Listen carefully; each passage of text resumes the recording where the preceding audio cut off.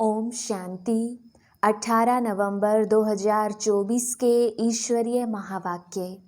पहले सुनते हैं आज की मुरली से होमवर्क। बाबा ने कहा, बाप है अविनाशी वैद जो एक ही महामंत्र से तुम्हारे सब दुख दूर कर देता है। अपनी अवस्था को सदा एकरस और हर्षित मुख रखने के लिए बाप, टीचर और सतगुरु तीनों को याद करना है। यहाँ से ही खुशी के संस्कार भरने हैं। वर्षे की स्मृति से चेहरा सदा चमकता रहे। श्रीमत पर चलकर सारे विश्व को चेंज करने की सेवा करनी है। 5 विकारों में जो फंसे हैं उन्हें निकालना है। और अब सुनते हैं महावाक्यों को विस्तार से। मुरली का सार। मीठे बच्चे, बाप है अविनाशी वैद जो एक ही महामंत्र से तुम्हारे सब दुख दूर कर देता है। प्रश्न, माया तुम्हारे बीच में विघ्न क्यों डालती है? कोई कारण बताओ। उत्तर, पहला, क्योंकि तुम माया के बड़े ते बड़े ग्राहक हो। उसकी ग्राहकी खत्म होती है इसलिए विघ्न डालती है।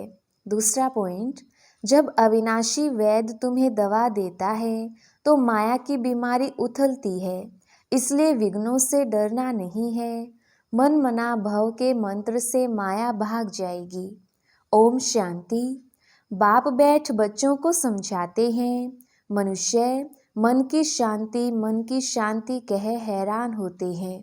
रोज कहते भी हैं ओम शांति, परंतु इसका अर्थ ना समझने के कारण शांति मांगते ही रहते हैं। कहते भी हैं आई एम आत्मा, अर्थात आई एम साइलेंस। हमारा स्वधर्म है साइलेंस। फिर जबकि स्वधर्म शांति है तो फिर मांगना क्यों? अर्थ ना समझने के कारण फिर भी मांगते रहते हैं। तुम समझते हो यह रावण राज्य है, परंतु यह भी नहीं समझते हैं कि रावण सारी दुनिया का आम और भारत का खास दुश्मन है, इसलिए रावण को जलाते रहते हैं। ऐसा कोई भी मनुष्य है जिसको कोई वर्ष वर्ष जलाते हों? इनको तो जन्म जन्मांतर कल्प कल्पांतर जलाते आए हैं, क्योंकि यह तुम्हारा दुश्मन बहुत बड़ा है। 5 विकारों में सब फंसते हैं। जन्म ही भ्रष्टाचार से होता है तो रावण का राज्य हुआ। इस समय अथाह दुख है। इसका निमित्त कौन? रावण। यह कोई को पता नहीं दुख किस कारण होता है। यह तो राज्य ही रावण का है। सबसे बड़ा दुश्मन यह है। हर वर्ष उसकी एफिजी बनाकर जलाते रहते हैं। दिन प्रतिदिन और ही बड़ा बनाते जाते हैं। दुख भी बढ़ जाता है। इतने बड़े बड़े साधु संत महात्माएं राजाएं आदि हैं, परंतु एक को भी यह पता नहीं है कि रावण हमारा दुश्मन है, जिसको हम वर्ष वर्ष जलाते हैं और फिर खुशी मनाते हैं। समझते हैं रावण मरा और हम लंका के मालिक बने, परंतु मालिक बनते नहीं हैं। कितना पैसा खर्च करते हैं। बाप कहते हैं तुमको इतने अनगिनत पैसे दिए, सब कहाँ गवाए? दशहरे पर लाखों रुपए खर्च करते हैं। रावण को मारकर फिर लंका को लूटते हैं। कुछ भी समझते नहीं। रावण को क्यों जलाते हैं? इस समय सब इन विकारों की जेल में पड़े हैं। आधा कल्प रावण को जलाते हैं क्योंकि दुखी हैं। समझते भी हैं रावण के राज्य में हम बहुत दुखी हैं। यह नहीं समझते कि सतयुग में यह 5 विकार होते नहीं। यह रावण को जलाना आदि होता नहीं। पूछो यह कब से मनाते आए हो? कहेंगे यह तो अनादि चला आता है। रक्षाबंधन कब से शुरू हुआ? कहेंगे अनादि चला आता है। तो यह सब समझने की बातें हैं ना। मनुष्यों की बुद्धि क्या बन पड़ी है? ना जानवर हैं ना मनुष्य हैं, कोई काम के नहीं। स्वर्ग को बिल्कुल जानते नहीं। समझते हैं बस यही दुनिया भगवान ने बनाई है।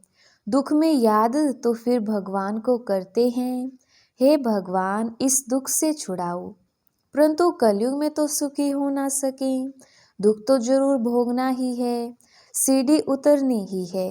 नई दुनिया से पुरानी दुनिया के अंत तक के सब राज बाप समझाते हैं। बच्चों पास आते हैं तो बोलते हैं कि सब दुखों की दवाई एक है।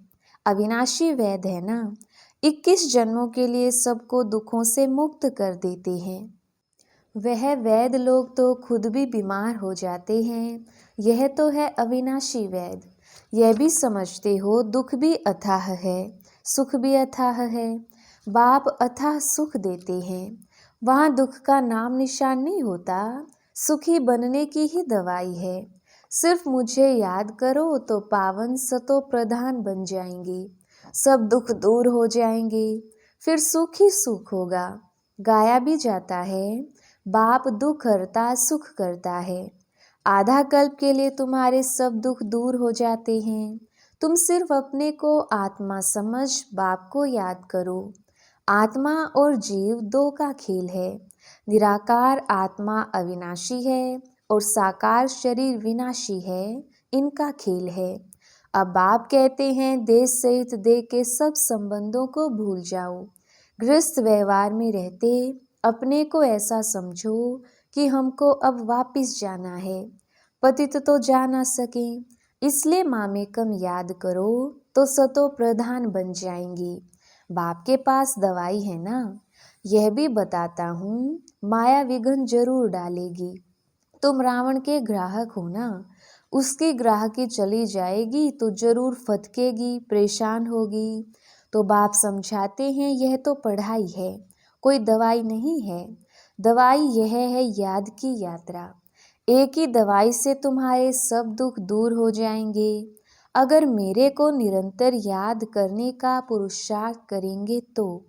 भक्ति मार्ग में ऐसे बहुत हैं जिनका मुख चलता ही रहता है, कोई ना कोई मंत्र राम नाम जपते रहते हैं।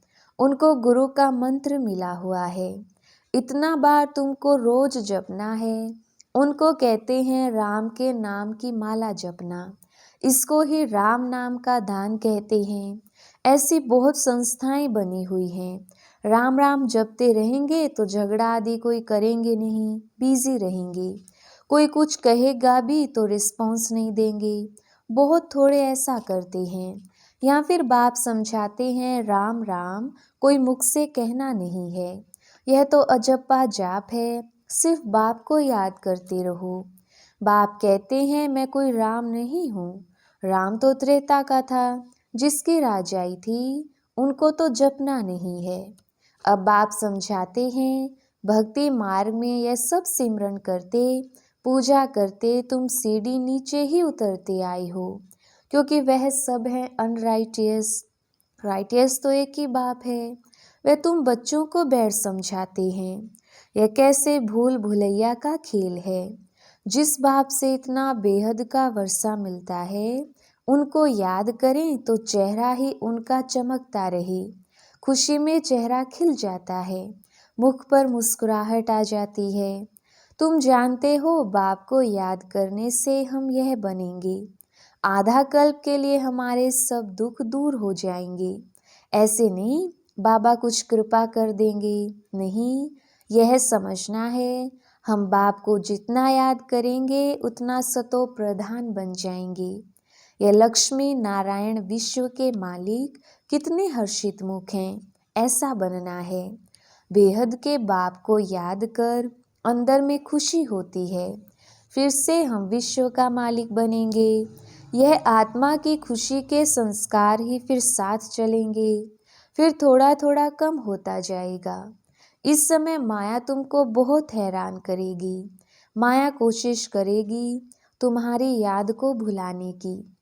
सदैव ऐसे हर्षित मुख रह नहीं सकेंगे, जरूर कोई समय गुटखा खाएंगे। मनुष्य जब बीमार पड़ते हैं तो उनको कहते भी होंगे शिव बाबा को याद करो, परंतु शिव बाबा है कौन या किसको पता नहीं, तो क्या समझ याद करें, क्यों याद करें। तुम बच्चे तो जानते हो बाप को याद करने से हम तमो प्रधान से सतो प्रधान बनेंगे। देवी देवता सतो प्रधान है ना, उनको कहा ही जाता है डीटी वर्ल्ड। मनुष्यों की दुनिया नहीं कहा जाता, मनुष्य नाम होता नहीं। फलाना देवता वह है ही डीटी वर्ल्ड, यह है ह्यूमन वर्ल्ड। यह सब समझने की बातें हैं। बाप ही समझाते हैं। बाप को कहा जाता है ज्ञान का सागर। बाप अनेक प्रकार की समझानी देते रहते हैं, फिर भी पिछाड़ी में महामंत्र देते हैं। बाप को याद करो तो तुम सतो प्रधान बन जाएंगे और तुम्हारे सब दुख दूर हो जाएंगे। कल्प पहले भी तुम देवी देवता बने थे। तुम्हारी सीरत देवताओं जैसी थी। वहाँ कोई भी उल्टा सुल्टा बोलते नहीं थे। ऐसा कोई काम ही नहीं होता। वह है ही डीटी वर्ल्ड, यह है ह्यूमन वर्ल्ड। फर्क है ना। यह बाप बैठ समझाते हैं।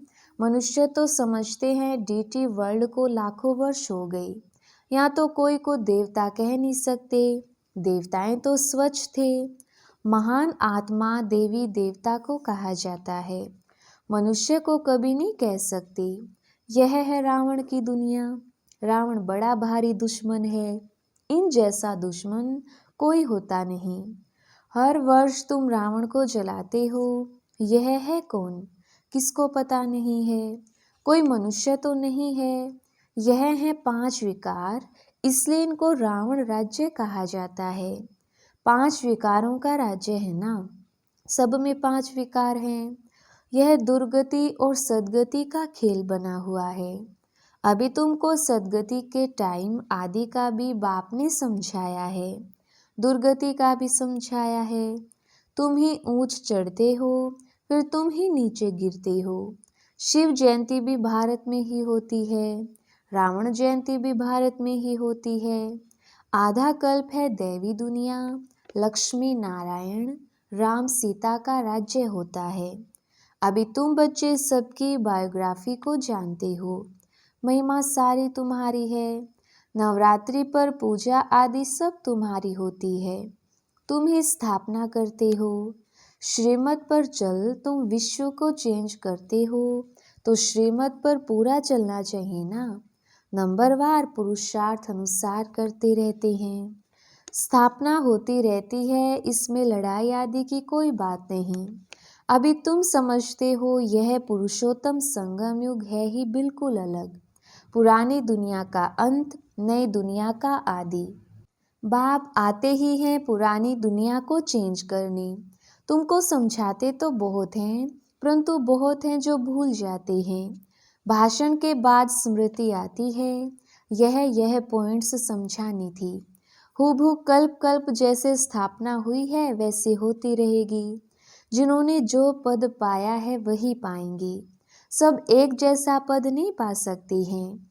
ऊंचते ऊंच पद पाने वाले भी हैं तो कम से कम पद पाने वाले भी हैं। जो अनन्य बच्चे हैं वह आगे चलकर बहुत फील करेंगे। यह साहूकारों की दासी बनेगी, यह राजाई घराने की दासी बनेगी, यह बड़े साहूकार बनेंगे जिनको कब कब इनवाइट करते रहेंगे। सबको थोड़ी इनवाइट करेंगे, सब मुंह थोड़ी देखेंगे। बाप भी ब्रह्मा मुख से समझाते हैं, सम्मुख सब थोड़ी देख सकेंगे। तुम अभी सम्मुख आए हो, पवित्र बने हो। ऐसे भी होता है जो अपवित्र आकर यहाँ बैठते हैं। कुछ सुनेंगे तो फिर देवता बन जाएंगे, फिर भी कुछ सुनेंगे तो असर पड़ेगा, नहीं सुने तो फिर आवे ही नहीं। तो मूल बात बाप कहते हैं मन मना भव। इस एक ही मंत्र से तुम्हारे सब दुख दूर हो जाते हैं। मन मना भव यह बाप कहते हैं, फिर टीचर होकर कहते हैं मध्याजी भव। यह बाप भी है, टीचर भी है, गुरु भी है।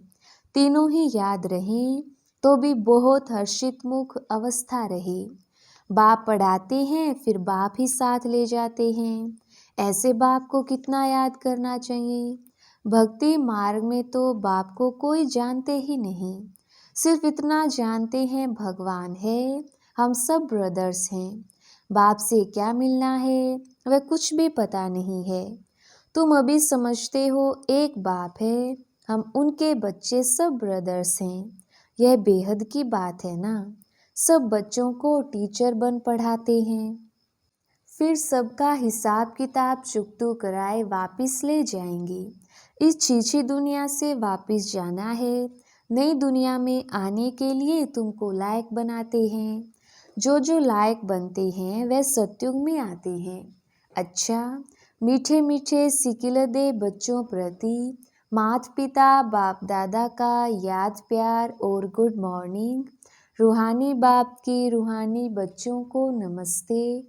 हम रूहानी बच्चों की रूहानी बाप दादा को याद प्यार, गुड मॉर्निंग और नमस्ते जी। धारणा के लिए मुख्य सार। पहला पॉइंट, अपनी अवस्था को सदा एकरस और हर्षित मुख रखने के लिए बाप, टीचर और सतगुरु तीनों को याद करना है। यहाँ से ही खुशी के संस्कार भरने हैं। वर्षे की स्मृति से चेहरा सदा चमकता रहे। दूसरा पॉइंट, श्रीमत पर चलकर सारे विश्व को चेंज करने की सेवा करनी है। 5 विकारों में जो फंसे हैं उन्हें निकालना है। अपने स्वधर्म की पहचान देनी है। वरदान, सर्व के प्रति अपनी दृष्टि और भावना प्यार की रखने वाले सर्व के प्यारे फरिश्ता भव। विस्तार, स्वप्न में भी किसी के पास फरिश्ता आता है तो कितना खुश होते हैं। फरिश्ता अर्थात सर्व के प्यारे, हद के प्यारे नहीं, बेहद के प्यारे। जो प्यार करे उसके प्यारे नहीं, लेकिन सर्व के प्यारे। कोई कैसी भी आत्मा हो, लेकिन आपकी दृष्टि, आपकी भावना प्यार की हो, इसको कहा जाता है सर्व के प्यारे। कोई इंसल्ट करे, घृणा करे तो भी उसके प्रति प्यार व कल्याण की भावना उत्पन्न हो, क्योंकि उस समय वह परवश है। स्लोगन, जो सर्व प्राप्तियों से संपन्न है वही सदा हर्षित, सदा सुखी और खुश नसीब है। अच्छा, ओम शांति।